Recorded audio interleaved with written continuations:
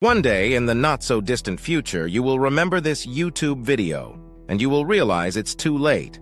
We will all be living in a virtual prison with no liberties, no freedom of expression, only the choice to follow the rules or disappear without a trace. Full investigative exposé. They told you it's about convenience. They told you it's about fighting crime. But the truth is, once paper money is gone, you will never truly own your money again. Imagine waking up tomorrow and finding that every euro you have is no longer in your wallet, no longer in a safe, no longer even in your bank account in the way you think. Instead, it exists only as code. Code stored in a government-controlled system, visible at all times to central authorities, traceable and, if they choose, freezable. This is not a conspiracy theory. This is policy in progress, and it's happening faster than most people realize. Europe is preparing to make the biggest change to money in modern history. And the cost isn't just financial. It's the cost of freedom. It's the cost of privacy. And if you listen closely, it's the quiet end of democracy as we know it. Part 1, the disappearing cash era. Cash is dying, and it's not by accident. Across Europe, the use of coins and banknotes has been in freefall for over a decade. In Sweden, fewer than 10% of transactions now involve cash. In the Netherlands, it's below 20%. Even in Germany, once considered a stronghold for cash lovers, ATMs are disappearing. Governments tell us this is natural evolution. The story sounds harmless. It's safer. It's faster. It stops criminals. They say a cashless society will eliminate tax evasion, protect citizens from theft, and make life easier for businesses. But history tells us something different. Every tool built for safety and convenience can also be turned into a weapon of control. When cash is gone, freedom is gone. It's that simple. And Europe is walking into this trap with its eyes wide shut. Part 2, China's digital leap. To understand where Europe is headed, we need to look east, to China. China was the first major economy to fully embrace the concept of a central bank digital currency, CBDC. They called it the digital yuan, or ECNY. It began with small pilot programs in 2020 in cities like Shenzhen and Suzhou. Citizens downloaded state-run apps, received free digital yuan, and could spend it on groceries, transport, even rent. At first, it felt harmless. Free money? Why not? But the real power of the digital yuan came when it merged with China's social credit system. Suddenly, money wasn't just a tool for trade, it became a tool for behavior control. Spend too much on wasteful items? Your social score drops. Post something critical about the government? Your account gets frozen. Travel too much? Your funds for buying tickets disappear. During the Beijing Winter Olympics, foreign visitors were required to use the digital yuan. The real goal wasn't just payment convenience, it was data. Every purchase was logged, analyzed, and stored. In China, if the government doesn't like you, they can make you vanish, not just from the internet, but from the economy itself. Part 3, Europe's blueprint from China. Western leaders often criticize China's authoritarianism. But behind closed doors, European central bankers have been studying China's CBDC rollout very closely.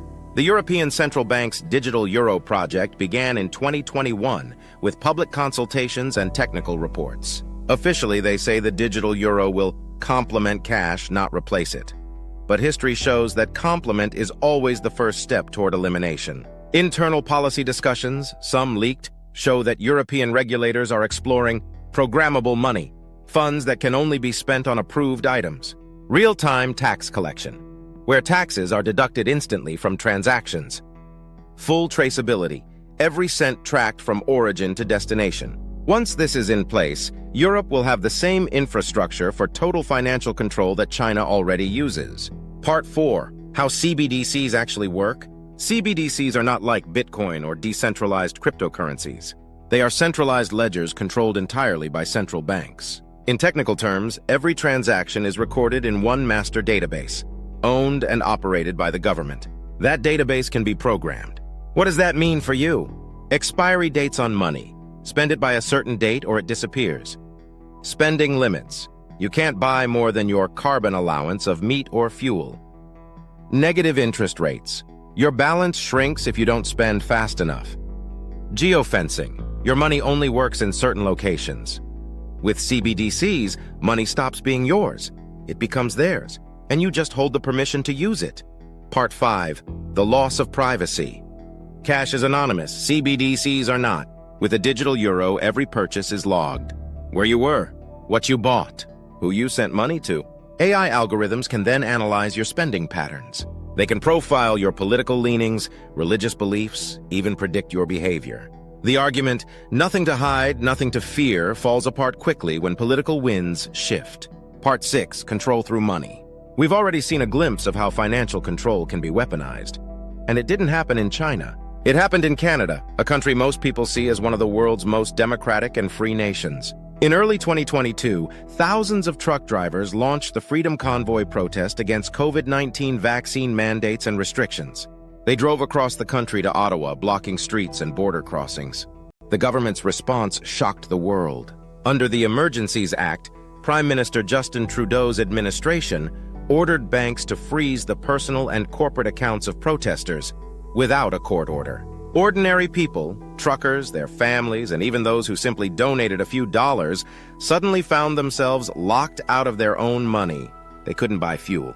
They couldn't pay rent. They couldn't even access savings to buy groceries. And here's the chilling part. This was done through the existing banking system, which still has some checks and balances. With a central bank digital currency, the process would be instant, automated, and irreversible.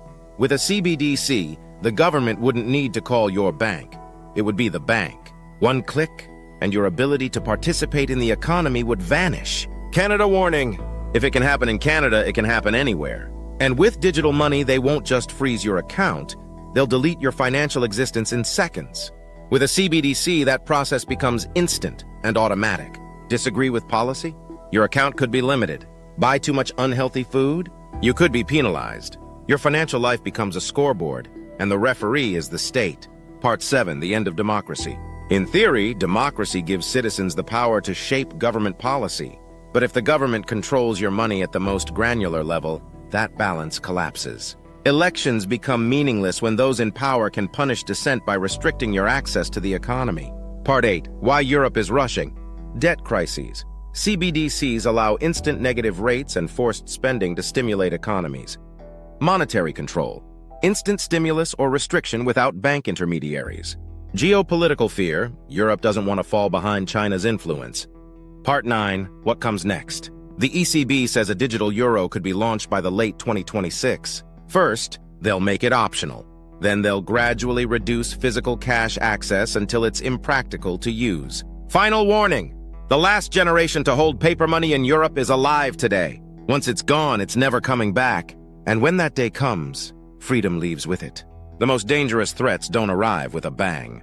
They arrive quietly, wrapped in promises of safety and progress. The digital euro is coming. The question is, will you be ready for what it really means? Humanity as we know it is finished. This is Felix, and consider this your wake-up call.